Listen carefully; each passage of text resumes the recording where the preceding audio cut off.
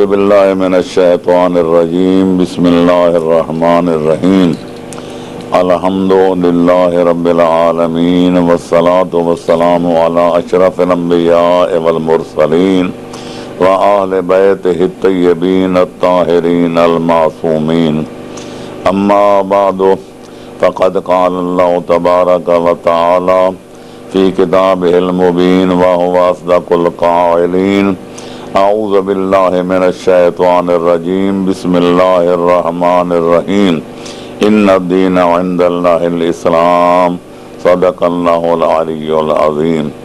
خالق اکبر کے فرمان واجب الاحترام کا مطلب خیر ترجمہ یہ ہے کہ تمام ادیان عالم میں سے جو دین خالق کائنات کا پسندیدہ دین ہے اور اس کی بارگاہ میں قابل قبول دین ہے اور دین و دنیا کی کامیابیوں اور کامرانیوں کا کفیل اور ضامن دین ہے، اس کا نام فقط اسلام ہے۔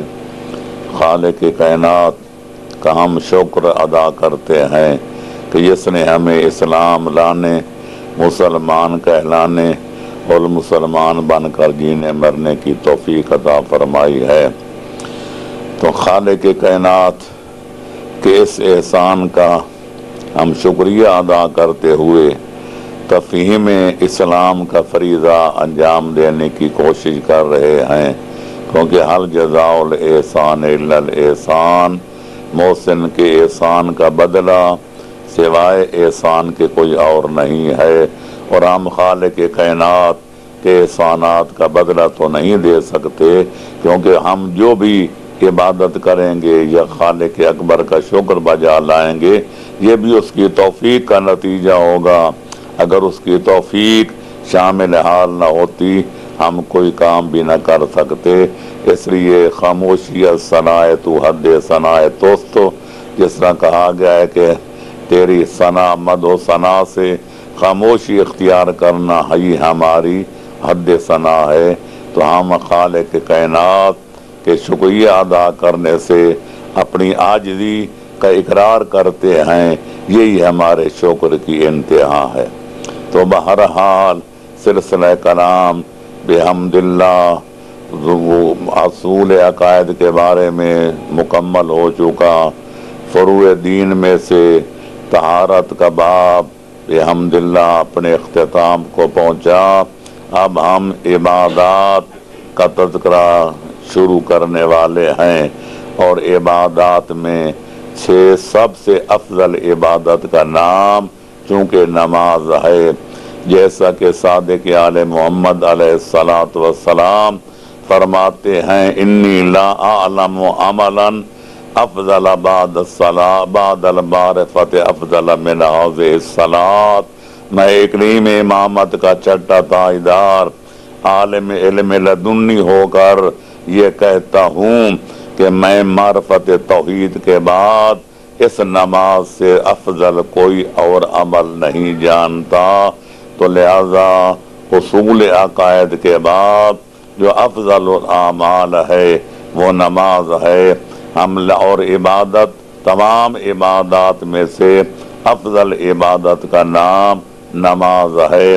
ہم نماز شروع کریں گے، اس کے فضائل کیا ہیں، عبادت کا صحیح مفہوم کیا ہے، نماز کا اسلام میں مقام کیا ہے، پڑھنے کی فضیلت کیا ہے، ترک صلاۃ کی رذیلت اور مذمت کیا ہے، پھر نماز پڑھنے کی کیفیت کیا ہے، نوعیت کیا ہے، اور اصل نماز کی اصل حقیقت کیا ہے۔ ان تمام باتوں پر تبصرہ کرنے سے پہلے میں ایک بات بتانا ضروری سمجھتا ہوں کہ باب الطہارت میں جہاں طہارت کا ذکر تھا، نجاسات و مطہرات کا تذکرہ تھا، جہاں وضو اور اغسال واجبہ کا ذکر تھا، وہاں ایک مسئلہ بیان ہونے سے رہ گیا، وہ یہ ہے کہ غسل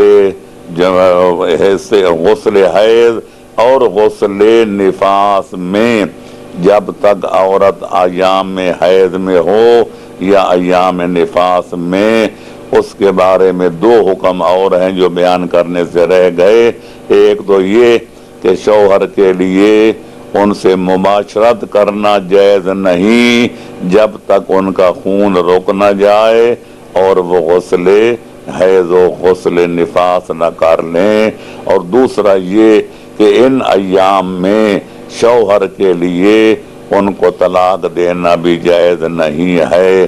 ہاں البتہ اگر شوہر دور ہو اور کسی ذریعے سے بھی اس کی حالت معلوم نہ کر سکتا ہو کہ وہ حالت طہارت میں ہے یا حالت حیض میں ہے تو پھر اس کی بات الگ ہے، لیکن جب ممکن ہو معلوم کرنا تو ان صورت میں اس کو طلاق دینا جائز نہیں ہے۔ اس کے لیے شرط ہے کہ عورت پاک ہو اور پھر اس ایام طہارت میں میاں بیوی اکٹھے بھی نہ ہوئے ہوں، لہذا یہ استطراق ضروری تھا۔ اس کے بعد اب نماز کا ذکر شروع ہوتا ہے۔ تو میرے عزیزو، میرے دوستو اور سامعین کرام، میں عرض کروں گا کہ خالق کائنات نے جنوں اور انسانوں کو اپنی عبادت کے لیے پیدا کیا ہے، جیسا کہ اس کا فرمان ہے وَمَا خَلَقْتُ الْجِنَّ وَالْإِنسَ إِلَّا لِيَعْبُدُونَ، کہ میں نے جنوں اور انسانوں کو محض اپنی عبادت کے لیے پیدا کیا ہے۔ لہذا اس سے ظاہر ہے کہ ہر چیز کی کوئی غرض ہوتی ہے، کوئی غایت ہوتی ہے، کوئی ہدف ہوتا ہے۔ تو خالق کائنات نے یہ سارا جہان حضرت انسان کے لیے بنایا ہے۔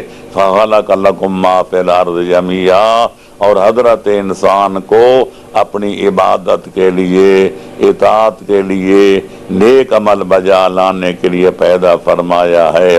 تو یہاں یہ اعتراض نہ کیا جائے کہ پھر خالق کائنات ہماری عبادت کا محتاج ہے، یہ سوال ہی پیدا نہیں ہوتا۔ وہ خود فرماتے انتم الفقراء الی اللہ واللہ هو الغنی الحمید، تمام لوگ اللہ کے محتاج ہیں، تم سب اس کے محتاج ہو، لیکن خالق کائنات ساری کائنات سے بے نیاز ہے۔ اور اسی کا مطلب ہے اللہ الصمد، کہ اللہ بے نیاز ہے۔ اگر اللہ محتاج ہو جائے وہ اللہ نہیں رہتا، اور بندہ ہو کر محتاج نہ ہو وہ بندہ نہیں رہتا۔ لہذا جب اللہ ہماری عبادت کا محتاج نہیں، ہمارا یہ عقیدہ ہے، ہمارا ایمان ہے کہ ساری کائنات اللہ کی عبادت کرنے لگ جائے اس کی شان بڑھ نہیں سکتی، اور اگر ساری کائنات اللہ کی نافرمانی پر، عصیاں کاری پر، فرعونیت پر ایکا کر لے، اس کی عظمت سر منہ گھٹ نہیں سکتی، جیسا کہ کریم امامت کے چوتھے تاجدار حضرت امام علی بن الحسین زین العابدین فرماتے ہیں کہ اللہ وہ ہے کہ لا تنفعہ اطاعت المطیعین ولا تضرہ معصیت العاصین۔ اللہ وہ بے نیاز ہے، ساری کائنات اس کی عبادت و اطاعت کرنے لگ جائے اس کو کوئی فائدہ نہیں پہنچتا، اور اگر ساری کائنات، ساری مخلوقات اس کی نافرمانی پہ تول جائے تو خالق کائنات ایسا بے نیاز ہے اس کو کوئی نقصان نہیں پہنچتا۔ تو پھر سوال پیدا ہوتا ہے اللہ نے جو عبادت کے لیے پیدا کیا پھر اس عبادت کا مقصد کیا ہے؟ تو میں عرض کروں گا اس کا مختصر جواب یہ ہے کہ خالق کائنات بندے سے عبادت کرا کے خود بندوں کو فائدہ پہنچانا چاہتا ہے، اپنا مفاد حاصل کرنا نہیں چاہتا۔ یہی وجہ ہے کہ بار بار اس چیز کا قرآن میں تکرار نظر آتا ہے، من عمل صالحا فلنفسہ، جو نیک عمل کرتا ہے فائدہ خود اٹھاتا ہے، اور جو برا کام کرتا ہے نقصان اپنا کرتا ہے۔ تو بہرحال ماننا پڑتا ہے کہ خالق کائنات آدمی کو مومن بنا کر، نیکوکار بنا کر، پرہیزگار بنا کر، متقی اور اطاعت گزار بندہ بنا کر اس کو جاگیر جنت عطا کرنا چاہتا ہے۔ جنت کا پٹا उसके नाम अलाट करना चाहता है, क्योंकि अल जन्नतु लिल मोमिनीन अल जन्नतु लिल मुत्तकीन वल आक़िबतु लिल मुत्तकीन वज़लिफ़तिल जन्नतु लिल मुत्तकीन। लेकिन जन्नत में दाखिले की शर्त ये है कि जन्नती इबादत गुजार भी हो, नेकूकार और परहेजगार भी हो, क्योंकि लिबास तक़वा व मन अहसन मिनल्लाह तक़वा कि अल्लाह फरमाता है कि मेरे लिबास जैसा, यानी लिबास तक़वे जैसा कायनात में कोई लिबास नहीं है। इसलिए अल्लाह चाहता है कि आदमी को तक़वे का लिबास पहना कर जन्नतुल फिरदौस में दाखिल करे। तो लिहाजा अल्लाह हमारी इबादत का मोहताज नहीं है। अब रजब साबित हो गया कि खालिक कायनात इबादत करा के फ़ायदा खुद आबिद को पहुँचाना चाहता है। अब देखना ये है कि इबादत गुजार बनकर जीने मरने का तरीक़ा कार क्या है और इबादत का सही मफ़हूम क्या है। तो मैं अर्ज़ करूँगा, इबादत गुजार बनने के लिए इबादत का मफ़हूम समझना पड़ेगा, इबादत का मतलब समझना पड़ेगा। और अगर मतलब को समझना है तो फिर जो सबसे कायनात में सबसे बड़े इबादत गुजार थे, यानी सरकार मोहम्मद व आले मोहम्मद, उनके दर दौलत पे हाज़री देना पड़ेगा और उनसे पूछना पड़ेगा कि इबादत का मफ़हूम क्या है और इबादत गुजार बंदा बनकर जीने मरने का तरीक़ा कार क्या है। तो मेरे दोस्तों, अजीज़ों और बुजुर्गों, मैं अर्ज़ करूँगा कि आम तौर पर इबादत का सही मफ़हूम समझने में आम लोगों ने ठोकर खाई है। किसी अहले इल्म से पूछो इबादत क्या है तो वो 2-4 चीज़ों का नाम बता देगा। कोई कहेगा नमाज इबादत है, तो रोज़ा इबादत है। दूसरे से पूछो वो 2 चीज़ों का इजाफा कर देगा, ज़कात देना इबादत है, हज करना इबादत है। तीसरे बुजुर्ग से पूछो वो और 2-4 चीज़ों का इजाफा कर देगा, जी जिहाद करना इबादत है, जी अम्र बिल मारूफ इबादत है, जी नही अनिल मुनकर इबादत है। तो मैं अर्ज़ करूँगा इसमें कोई शक नहीं, नमाज भी इबादत है, रोज़ा भी इबादत है और ज़कात व खुमुस भी इबादत है, जिहाद और हज भी इबादत है। लेकिन ये अज्ज़ाए इबादत हैं, इबादत के जुज़ियात हैं, इबादत के टुकड़े हैं, इबादत के हिस्से हैं। देखना ये है कि मुकम्मल इबादत क्या है। तो इसलिए अगर अल्लाह का कुरान पढ़ना पड़ेगा, सरकार मोहम्मद व आले मोहम्मद का फरमान पढ़ना पड़ेगा, बुजुर्गान दीन का कलाम पढ़ना पड़ेगा कि आया वो इबादत का मफ़हूम क्या बयान करते हैं। तो मैं अर्ज़ करूँगा इबादत जो है एक ऐसा जामे लफ्ज़ है कि जिसमें वो तमाम मुबाह काम, वाजिब काम, मुस्तहब काम आ जाते हैं, जिनको बक़स्द तक़र्रुब इलाही खालिक कायनात की खुशनुदी के इरादे से अदा किया जाए, उनका नाम इबादत है।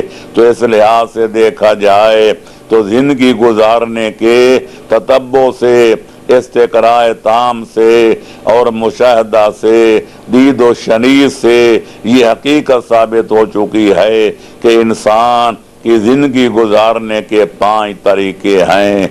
खालिक कायनात जिसने ज़िंदगी का गौहर गिरा माया अता किया है, जब आदमी सने बलूग में कदम रखता है तो ज़िंदगी गुजारने के आम मुरवजा तरीके 5 हैं। पहला तरीका वो ये है कि आदमी अपनी ज़िंदगी की बागडोर शैतान के हाथ में दे दे और ज़ुबान हाल से कहे, मियाँ इबलीस हुक्म देना तेरा काम, तामील करना मेरा काम। लिहाजा जो कोई शैतान कहता जाए ये शैतान का ताबेदार, वही काम करता जाए, इसको शैतानी ज़िंदगी कहते हैं। ये ज़िंदगी गुजारने का एक तरीका है जो कुफार मुशरिकीन, मुतकब्बिरीन, मुस्तामिरीन गुजार रहे हैं। और दूसरा तरीका ये है कि जिंदगी की बागडोर नफ्से अम्मारा के हाथ में दे दी जाए।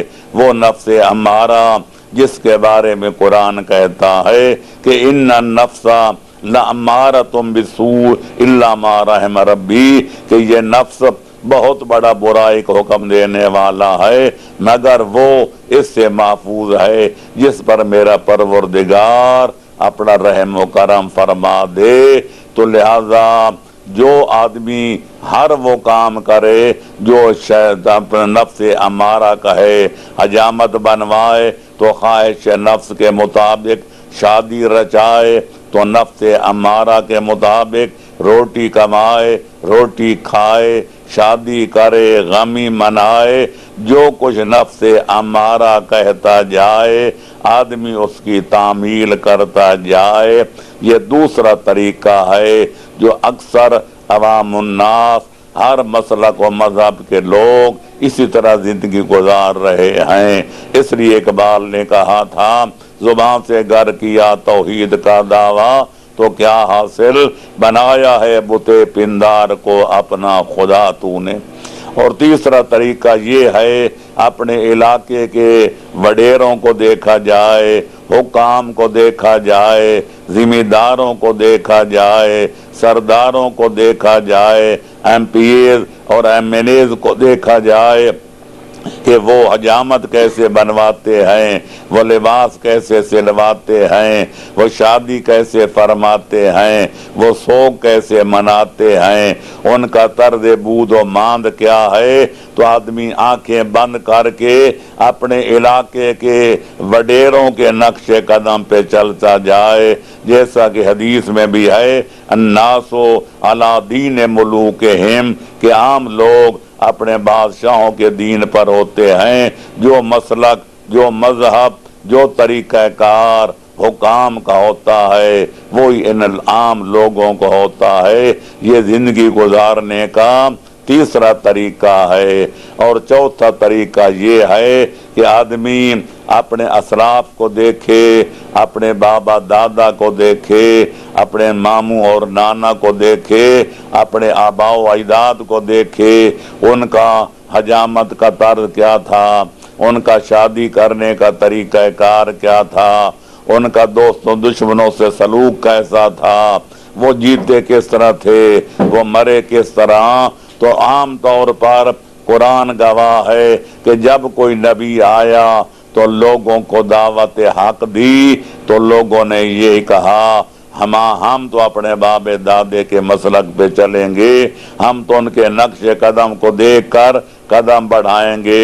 हत्ता कि कुरान ने यहाँ तक फरमाया कि मेरा हबीब इन बाबे दादे के नक्शे कदम पर चलने वालों को कह दो, अवलौ काना आबाउकुम ला याकिलून शयअन वला यहतदून, अगर तुम्हारे बाप दादा बेअकल हों तो तुम अकलमंद होकर बेअकलों के पीछे चलोगे। अगर तुम्हारे बाबे दादे बेहिदायत हों तो तुम हिदायत याफ्ता होकर उनके नक्शे कदम पे चलोगे। हर बंदे की जिम्मेदारी है अपनी अक्ल खुदा दाद से सोचे, अपने इल्म अकल से काम ले, और जिसको हक समझे उसको इख्तियार करे, जिसको बातिल समझे उससे दामन को बचाए। तो बहरहाल चौथा तरीका जिंदगी गुजारने का जो आम लोग गुजारते हैं वो अपने बाबे दादे के नक्शे कदम पे चलना है। और एक पांचवा तरीका भी है, अगरचे इस रास्ते पर चलने वाले उंगलियों पर गिने जा सकते हैं, अकल्ले कलील हैं। और ये बात कोई ढकी छुपी नहीं कि हर दौर में अल्लाह के बंदे कलील रहे हैं। वह कलील मिन इबादी शकूर, जिसका खालिक अकबर ने भी इकरार व ऐलान फरमाया कि हर दौर में मेरे शुक्रगुजार बंदे थोड़े रहे हैं। नबी आए लेकिन लोगों को तबलीग फरमाई, मुखलिसाना तबलीगात फरमाई, लेकिन मा आमन माउल्ला कलील, हर दौर में हमेशा कलील आदमियों ने ईमान इख्तियार किया। اکثریت لا یؤمنون، لا یشکرون، لا یعقلون، لا یہتدون کی نظر آتی ہے۔ تو کسی شاعر نے کیا خوب کہا ہے، ہر دور میں ہوتی رہی طاقت کی پرستش، ہر دور یزیدوں کا طرفدار رہا ہے۔ تو بہرحال لوگ جو چاہیں کریں، جو کچھ میں نے اللہ کے قرآن میں پڑھا، جو کچھ محمد و آل محمد کے فرمان میں پڑھا، جو کوئی بزرگان دین کے کلام میں پڑھا، جو کوئی تاریخ اسلام میں پڑھا، اور جس کو میں حق سمجھتا ہوں، اور وہ یہ ہے کہ زندگی جب گزارنے کا وقت آئے، آدمی بلوغت کے سن و سال میں قدم رکھے، تو اپنا جو زندگی گزارے نہ شیطان کے حکم کے مطابق، نہ نفس امارہ کی خواہش کے مطابق، نہ اپنے حکام اور عمراء کے طریقہ کار کے مطابق، نہ اپنے آباء و اجداد کے مطابق، بلکہ زندگی گزارے انفرادی زندگی ہو، اجتماعی زندگی ہو، متفردانہ ہو یا متأہلانہ ہو، حاکمانہ ہو، محکومانہ ہو، شاہانہ ہو، غریبانہ ہو، جس طرح بھی آدمی زندہ رہے، جب زندگی گزارے تو محض سے لے کر لحد تک اللہ کے قرآن کے مطابق اور چہاردہ معصومین کے فرمان کے مطابق زندگی گزارنے کا نام خالق کائنات کی بارگاہ میں عبادت ہے۔ لہذا اس نقطہ نظر سے دیکھا جائے، عبادت کا یہ مفہوم جو وسیع ترین مفہوم ہے، اس کے لحاظ سے دیکھا جائے تو صرف نماز پڑھنا ہی عبادت نہیں، بلکہ حجامت بنانا، حجامت بنوانا یہ بھی عبادت ہے، بشرطے کہ اللہ کے قرآن اور 14 کے فرمان کے مطابق بنائی جائے اور بنوائی جائے۔ تو حجامت بنانا عبادت، آدمی کا حجامت بنوانا عبادت۔ اگر گناہ سے بچنے کے لیے، زنا سے دامن بچانے کے لیے، نسل حلال کی بقا کے لیے اگر شادی کی جائے تو شادی کرنا عبادت، شادی کرانا عبادت، اولاد بڑھانا عبادت۔ الغرض اگر لقمہ حلال کھانے کے لیے کسب حلال کیا جائے تو روٹی کمانا عبادت، اب اپنے روٹی کھانا عبادت، بیوی بچوں کو کسب حلال کر کے کھانا کھلانا عبادت، مہمانوں کی حلال کے رزق سے تواضع فرمانا عبادت۔ الغرض پھر صرف روزہ رکھنا ہی عبادت نہیں، بلکہ یتیموں کی پرورش کرنا بھی عبادت ہے۔ اس لحاظ سے دیکھا جائے تو پھر صرف حج بیت اللہ پہ جانا ہی عبادت نہیں، بلکہ بیوگان جن کے کھانے والے خرد سال بچے تو ہیں پر کمانے والا کوئی نہیں ہے، ان کے نان و نفقے کا انتظام کرنا یہ بھی بہت بڑی عبادت ہے۔ صرف اللہ کی راہ میں جہاد لڑنا، اسلام کا جھنڈا گاڑنا اور کفر کا جھنڈا اکھاڑنا یہ صرف عبادت نہیں، بلکہ ایک مظلوم کو ظالم کے پنجے ظلم سے آزاد کرانا اور اس کو ظلم سے نجات دلانا یہ بھی جہاد کی طرح عبادت ہے۔ میں کیا عرض کروں، صرف زکوٰۃ دینا ہی عبادت نہیں، صرف حج پہ جانا ہی عبادت نہیں، بلکہ ایک مریض کا علاج کر کے اس کو موت کے منہ سے نکالنا یہ بھی بہت بڑی عبادت ہے۔ خالق کائنات کا فرمان ہے کہ من احیا نفسا فقد احیا الناس جميعا، جو ایک بندے کی جان بچائے وہ پوری انسانیت کی جان بچانے والا تصور کیا جائے گا۔ جس طرح کہ اس کا الٹ فرماتے ہیں من قتل نفسا بغیر نفس او فساد فی الارض فکأنما قتل الناس جميعا، کہ جس طرح ایک آدمی کسی کی بلا وجہ، بلا سبب، بلا کسی موجب کے اس کی جان تلف کرے، اس کو قتل کرے تو وہ پوری انسانیت کا قاتل سمجھا جائے گا۔ الغرض پتہ چل گیا عبادت بجز خدمت خلق نیست، بتسبیح و سجادہ او دل کنیس۔ اللہ کے حکم اور اللہ کے فرمان اور محمد و آل محمد کے احکام کے مطابق زندگی گزارنے کا نام عبادت ہے۔ رہا تھا کہ اللہ کے قرآن اور سرکار محمد و آل محمد علیہ السلام کے فرمان کے مطابق، ان کے احکام کے مطابق اور ان کے اوامر و نواہی کے مطابق زندگی گزارنے کا نام عبادت ہے۔ تو اس لیے عرض کر دیا صرف نماز کا نام عبادت نہیں، صرف روزہ رکھنے کا نام عبادت نہیں، صرف حج بیت اللہ ادا کرنے کا نام عبادت نہیں، بلکہ حجامت بنوانا، کپڑا سلوانا، زیب بدن کرنا، شادی بیاہ کرنا، غریبوں کی مدد کرنا، مظلوموں کو ظالموں کے پنجے سے آزاد کرانا، مخلوق خدا کو فائدہ پہنچانا، یہ عبادت خدا بندی کے مختلف مظاہر ہیں۔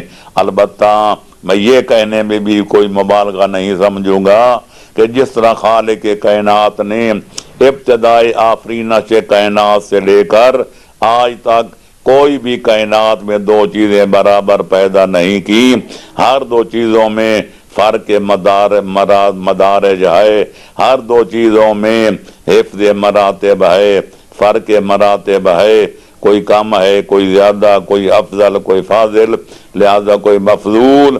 اسی طرح عبادت کی بھی قسمیں ہیں، ایک عبادت افضل ہے، دوسری عبادت مفضول ہے، اور وہ اس طرح کہ اللہ کا حق ادا کرنا یہ بھی عبادت ہے، مخلوق خدا کا حق ادا کرنا یہ بھی عبادت ہے۔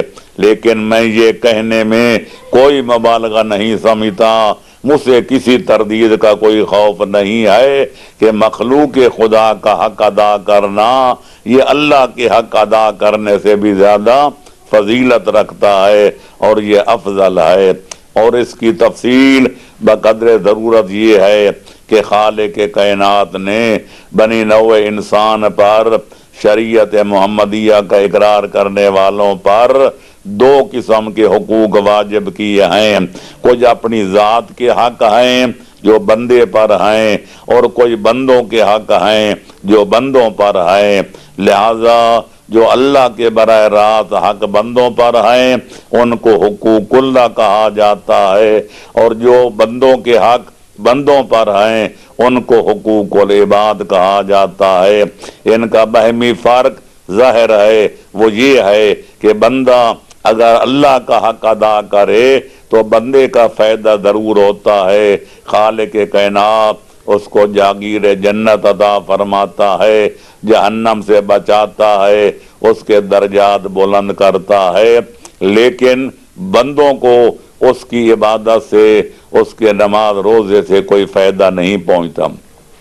اور دوسرا حق ہے بندوں کا حق بندوں پر، یہ اللہ نے جو مقرر کیے ہیں، اگر ان حقوق کو ادا کیا جائے تو پھر بندہ حق ادا کرتا ہے، فائدہ لوگوں کو پہنچتا ہے۔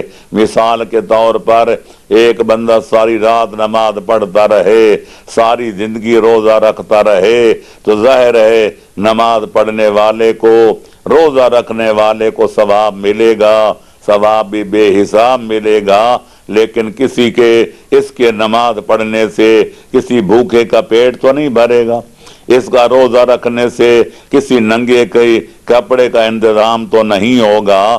لیکن اگر اولاد ماں باپ کا احترام کرے، ان کے حقوق ادا کرے، ماں باپ اپنی اولاد کے حقوق ادا کریں، اگر عورت اپنے شوہر کا حق ادا کرے اور شوہر اپنی بیوی کا حق ادا کرے، امراء غرباء کا حق ادا کریں اور غرباء امراء کا حق ادا کریں، استاد شاگرد کا حق ادا کرے، شاگرد استاد کا حق ادا کرے، پڑوسی کا حق ادا کرے، برادری والے برادری والوں کا، رشتہ داروں کا حق ادا کریں اور صلہ رحمی کریں تو اس سے لوگوں کو فائدہ پہنچتا ہے۔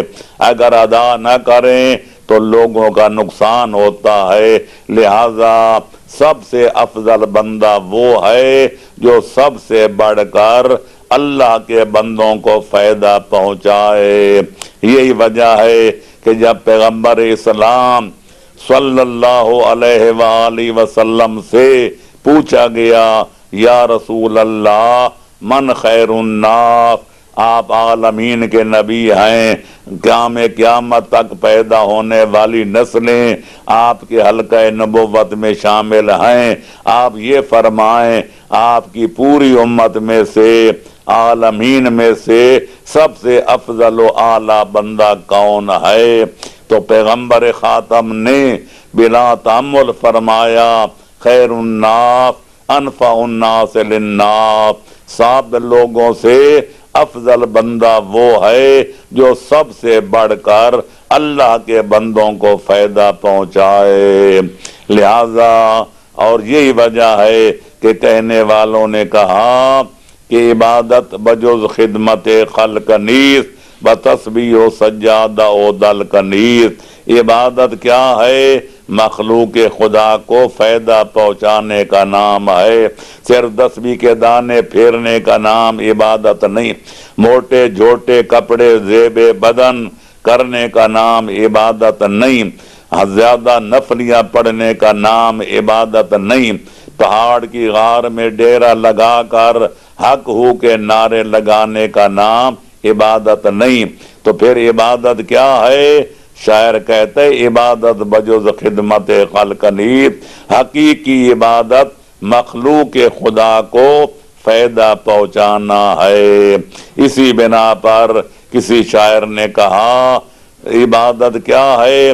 یہی ہے عبادت، یہی دین و ایمان کے کام آئے دنیا میں انسان کے انسان، کام آ خلق خدا کے کہ خدا کے نزدیک اس سے بڑھ کر نہ ہوئی ہے نہ عبادت ہوگی۔ تو پتہ چلا کہ مخلوق خدا کو فائدہ پہنچانا، مخلوق خدا کو فائدہ پہنچانا، ان کے دکھ درد کو دور کرنا، ان کی غمی اور خوشی میں شرکت کرنا، یہ سب سے بڑی عبادت ہے۔ یہی وجہ ہے کہ تمام اسلامی فرقوں میں یہ نظریہ پایا جاتا ہے اگر بندے سے اللہ کے حق ادا کرنے میں کوئی کمی ہو جائے، کوئی کوتاہی ہو جائے، کوئی تقصیر ہو جائے، نماز پڑھنے میں، روزہ رکھنے میں، حج بیت اللہ ادا کرنے میں، تو خالق کائنات کو دو اختیار ہیں، تو اپنے گناہگار کو، اپنی حق تلفی کرنے والے کو سزا بھی دے سکتا ہے، معاف بھی کر سکتا ہے۔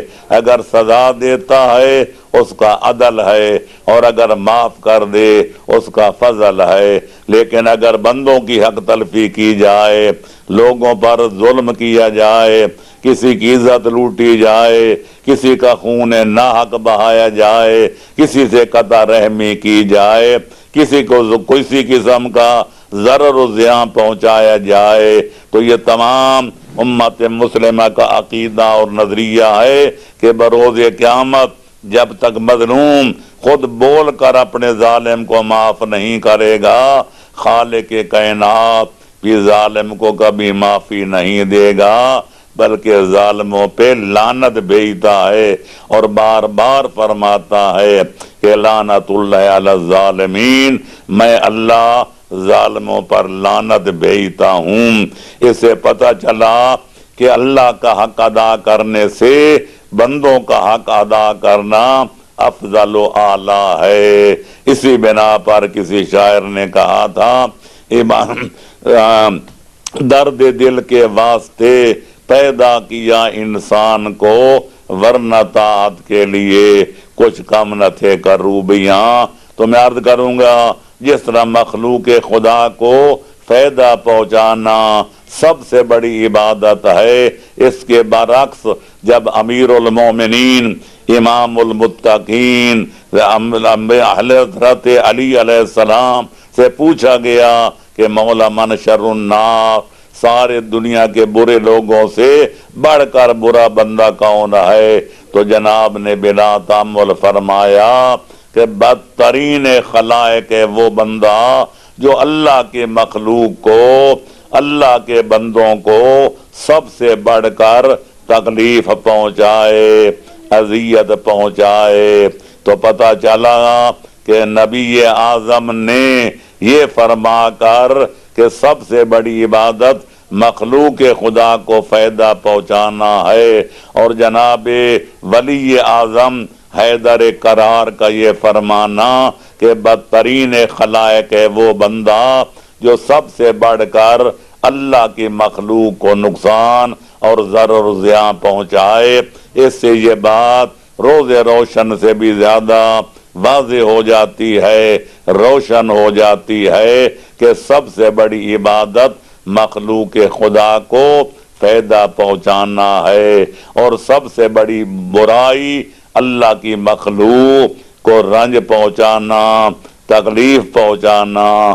یہی وجہ ہے کہ جناب پیغمبر اکرم صلی اللہ علیہ وآلہ وسلم سے جب پوچھا گیا کہ اسلام کیا ہے اور مسلمان کسے کہتے ہیں، تو مشہور ہے، سب فرق اسلامیہ اس بات کے معتقد ہیں کہ حضرت نے فرمایا المسلم من سلم المسلمون من یدہ ولسانہ، کہ میرا حقیقی مسلمان وہ ہے کہ جس کی زبان اور جس کے ہاتھوں کے ضرر و زیان سے تمام کائنات کے مسلمان محفوظ نظر آئیں۔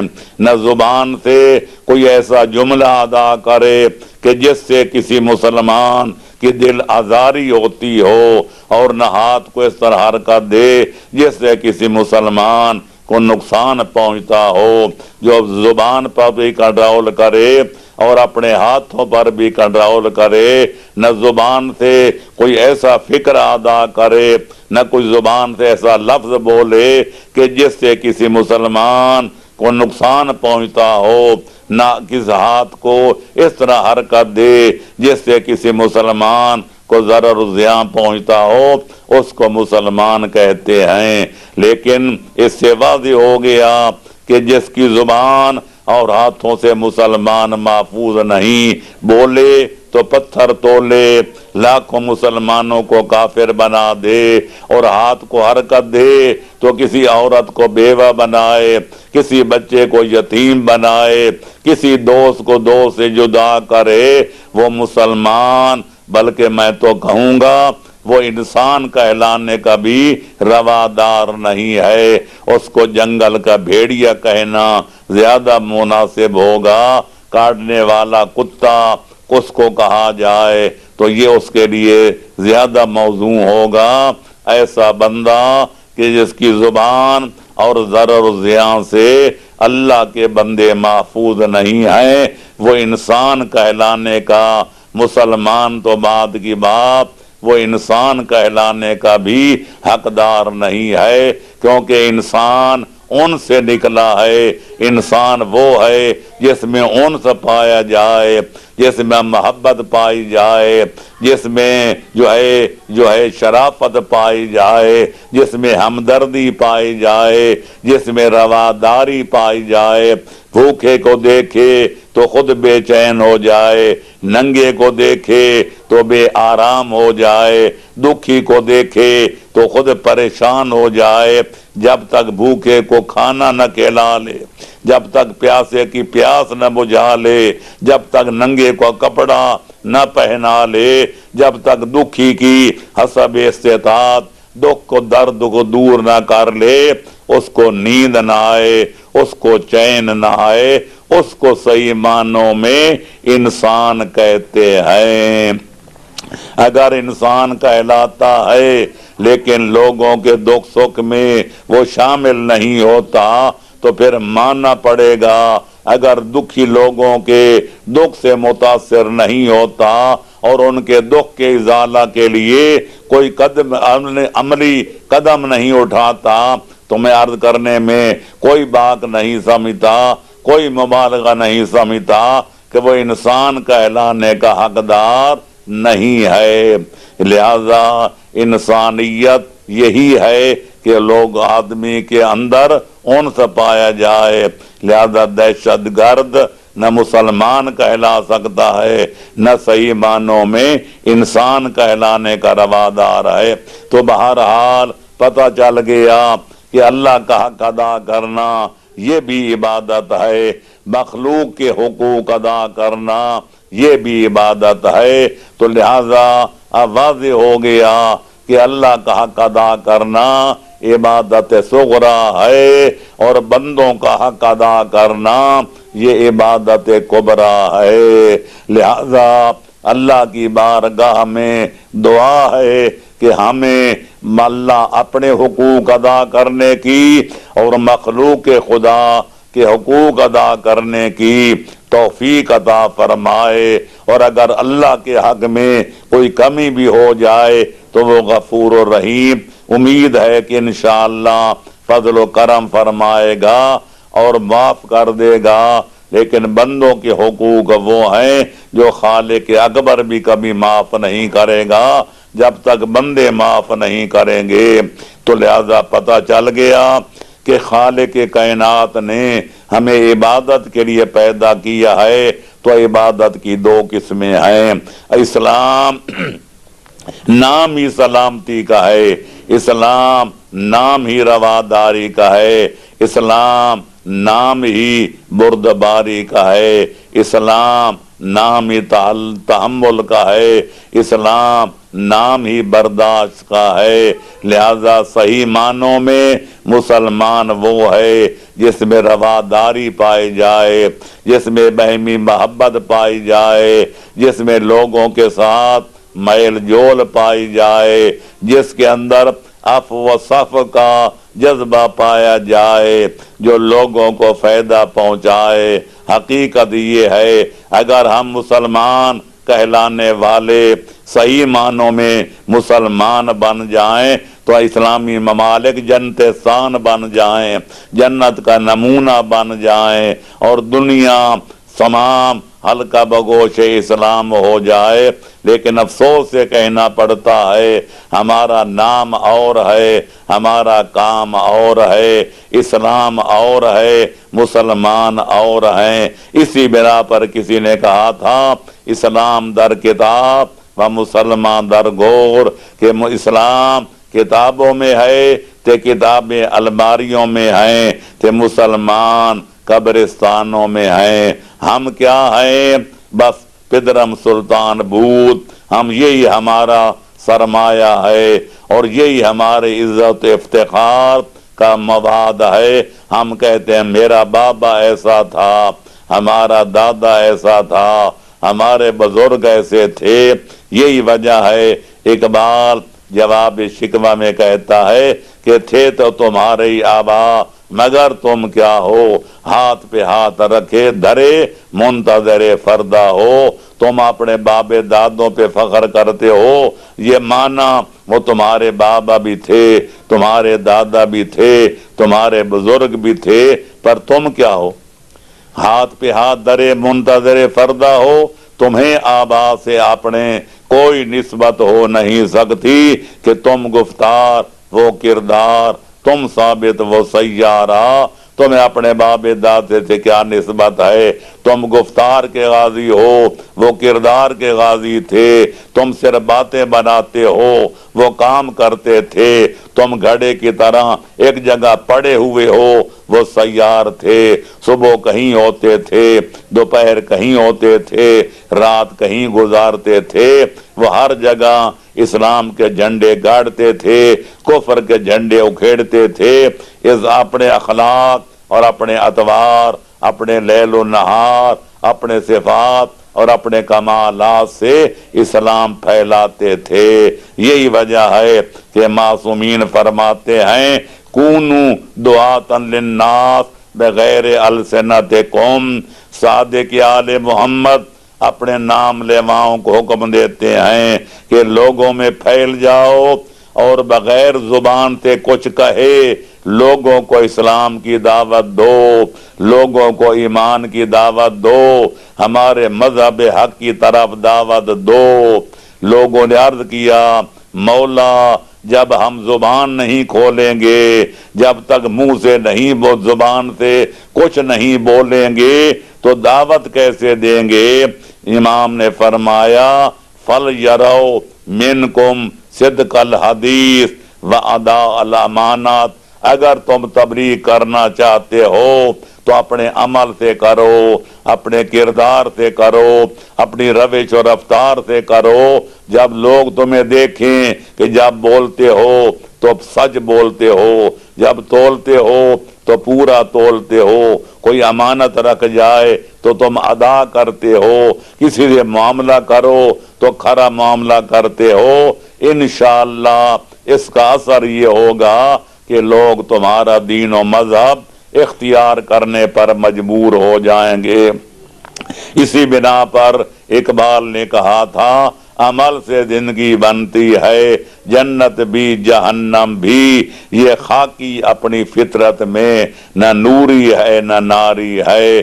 لہذا آج ہماری پسپائی، ہماری ذلت، ہماری نکبت، ہماری رسوائی کا واحد سبب یہ ہے ہم کہتے اور ہیں اور کرتے اور ہیں۔ جب تک ہم دو رنگی نہیں چھوڑیں گے، جب تک ہمارا قول و فعل ایک نہیں ہوگا، اس وقت تک نہ اسلام ترقی کرے گا، نہ ہم ترقی کریں گے، نہ مسلمان ترقی کریں گے۔